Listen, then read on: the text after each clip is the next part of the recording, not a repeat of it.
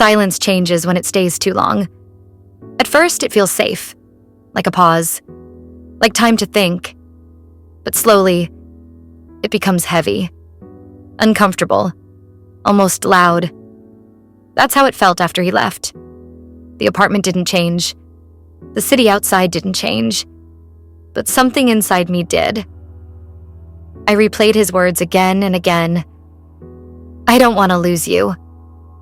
He said it quietly, carefully, like someone afraid the truth might fall apart once spoken. And still, he walked away. I wondered if love was supposed to feel like this. So close, yet unreachable. So present, yet slipping through silence. That night, I didn't stand by the window. I sat on the floor, my back against the couch, holding my knees close to my chest. The quiet felt different now. It wasn't peaceful. It felt unfinished. The next day, he didn't call. I told myself not to be surprised. We had become experts at not reaching out. Still, my phone felt heavier in my hand. By evening, I found myself walking without thinking. The streets felt familiar, even though my thoughts weren't. And without realizing it, I ended up somewhere I hadn't planned to be. The cafe. He was there, standing behind the counter, focused, calm, as if nothing had shifted between us. For a moment, I considered leaving, but then he looked up. Our eyes met, and something cracked. You came, he said. Not a question, not relief, just a fact. I didn't mean to, I replied honestly. He nodded as if he understood that too. We didn't talk right away. He made coffee. I watched his hands move, steady and familiar. So, he finally said, did you sleep? I almost laughed. No, I answered. Did you? He shook his head. That was the first time in days our silence felt shared, not distant.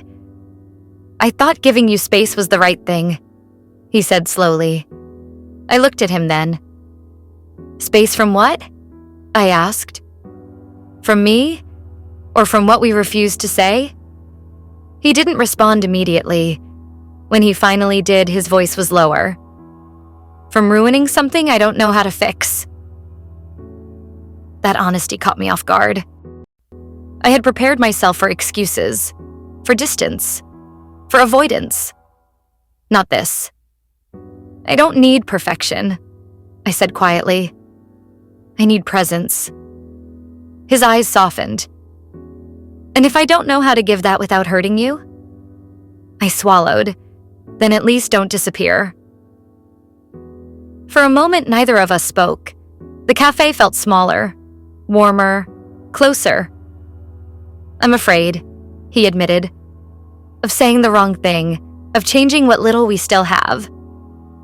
I nodded. So am I replied, but silence is changing it anyway. He looked at me like he was seeing me clearly for the first time. I didn't realize how far you felt, he said. That's because I never said it out loud, I answered. We both smiled slightly at that, not because it was funny, because it was true. As I stood to leave, he reached out, not to stop me, just enough to touch my hand.